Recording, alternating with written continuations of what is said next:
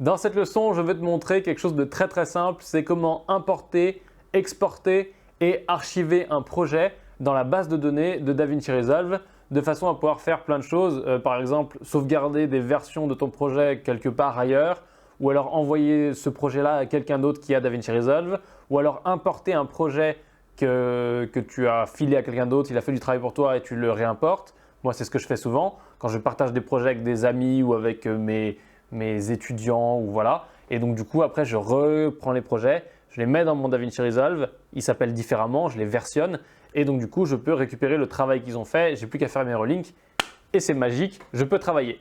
Donc ça va potentiellement t'arriver si tu veux partager tes projets, si tu veux faire un petit peu des trucs collaboratifs sans forcément être sur le même serveur, le même réseau, le même endroit, le même bâtiment. Et donc du coup, il va falloir que tu importes et que tu exportes tes projets et c'est ce qu'on voit tout de suite. Je suis dans mon projet, tu vois que j'ai fait mon montage. Donc là, j'ai fait les leçons du son avec ce projet-là. J'ai fait mon montage, j'en suis très content. Maintenant, ce que je veux faire, c'est déjà sauvegarder. Bim, c'est fait, on a sauvegardé. On va dans la petite maison. Et là, ce qu'on va faire pour exporter notre projet, c'est tout simplement un clic droit. Et là, on va faire Export.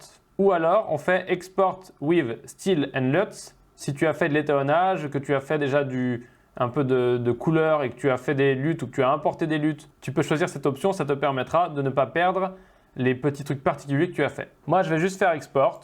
Là, il va exporter un .drp, donc DaVinci Resolve Project, qui va s'appeler leçon. Je fais Save. Et après, quand je vais là-bas, je vais dans Bruce Willis. Tu vois que j'ai mon .drp. Je vais le renommer. Je vais l'appeler V2. On fait OK. Je viens ici et maintenant si je veux importer ce projet, je fais import, je vais dans Bruce Willis, je prends le projet, je fais open et là il m'importe le projet qui s'appelle son V2 et tu vois que j'ai toujours le V1 ici. Ensuite je peux faire un folder pour mettre les projets son, donc je prends ça, je mets ça ici. Ensuite je pourrais prendre celui-là et le mettre ici, mais d'abord il faut que je le ferme puisque tu vois qu'il est ouvert ici et tu ne peux pas ranger un projet qui est en cours d'ouverture. Donc pour l'instant, on va laisser que celui-là, mais on sait qu'on peut ranger puisque tu as déjà vu qu'ici on pouvait faire des dossiers. Et donc on peut mettre dans un seul dossier tous nos projets si on fait des allers-retours avec des collègues pour pouvoir faire un travail et avancer au fur et à mesure. Maintenant que tu sais importer et exporter un projet, je vais te montrer comment on peut faire pour archiver un projet. Alors, c'est un petit peu complexe parce que dans DaVinci, tu as plein de manières de faire plein de choses, mais là, c'est archiver un projet et ses médias optimisés. Donc, tu pourrais aussi très bien faire ça avec les fenêtres Media Management que tu vas voir aussi dans les bonus qui sont dans DaVinci quand tu es dans le projet, etc. pour trier tes médias, pour sélectionner les médias d'une séquence et les archiver, etc. Mais là, on va voir comment archiver tout ton projet avec les médias optimisés, avec tout ce que tu as mis dedans et après, comment le restaurer puisque là, on n'a pas besoin de faire ça. Mais admettons, tu veux l'archiver pour qu'il ne prenne pas de place, qu'il soit sur un disque externe ailleurs. Et après, un jour, ton client il te demande de revoir un truc ou toi, tu veux modifier ton montage de tes vacances. Bim, tu peux restaurer le projet. C'est magnifique ou pas? On va rester sur ce projet et on va juste faire un clic droit. On va faire Archive. Je vais le mettre sur Bruce Willis. Là, tu vois qu'il s'appelle .dra. Donc ça, c'est les archives de DaVinci Resolve. DaVinci Resolve Archive, comme son nom l'indique. On sauvegarde. Là, il me dit, OK, tu veux le mettre sur G et on va le mettre directement à la racine. Donc oui. Et dans les options, est-ce que je veux aussi sauvegarder les render cache, donc tous les rendus de mes effets, etc. Et est-ce que je veux sauvegarder aussi les médias optimisés? Donc ça, moi, je vais le décocher puisque j'en ai aucun. J'ai pas d'effet, j'ai pas de médias optimisés, mais tu peux le laisser cocher si toi, tu en as. Je fais OK. Là, il travaille. Il copie les fichiers, donc la vidéo et l'audio. Ça va prendre plus ou moins de temps selon la taille de ton projet. Et donc là, c'est fini, c'est nickel. Maintenant, ce que je vais faire, c'est que je vais ouvrir ce projet-là, juste pour pouvoir passer sur un autre projet. Et je vais supprimer celui-ci. Donc, delete, oui. Je vais supprimer aussi celui-ci. Delete, oui. Je reviens avant. Et maintenant, je vais restaurer le projet que je viens de supprimer. Mais donc, du coup, il n'est plus dans Resolve. J'ai toujours les médias, mais il n'est plus dans Resolve. Et je vais tout simplement le restaurer. On fait un clic droit, on va faire Restore. Là, je vais aller choisir donc, dans mon disque dur qui s'appelle Bruce Willis ici, le petit dossier. On fait Open. Là, tu vois qu'il me remet mon projet. Je double-clique et je récupère mon projet. Nickel, sans aucun souci. Juste pour vérifier que cette opération s'est bien déroulée, on va aller ici.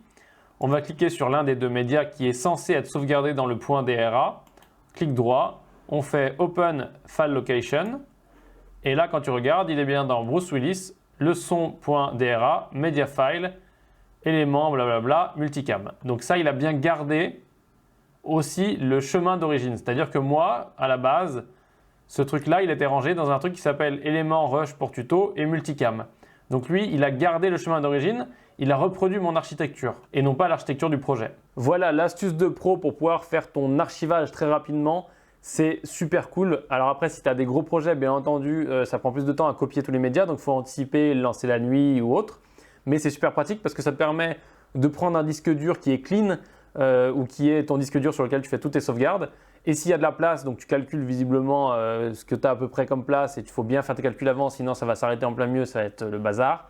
Mais ça te permet de prendre un disque dur, moi j'en ai plein, tu vois, des disques durs comme ça, paf, voilà. Et dessus, je sauvegarde tous mes projets. Donc je le branche et après je fais ça. Et du coup, tous mes projets sont sauvegardés là-dessus. Et dès que j'ai besoin de les raviver, eh ben, je branche le disque dur, je ravive mon projet. Si j'ai besoin de travailler dessus, juste faire 2-3 exports, je le laisse sur un disque dur qui n'est pas forcément super rapide. Sinon, je le mets sur mon disque dur plus rapide de travail interne, mon SSD par exemple.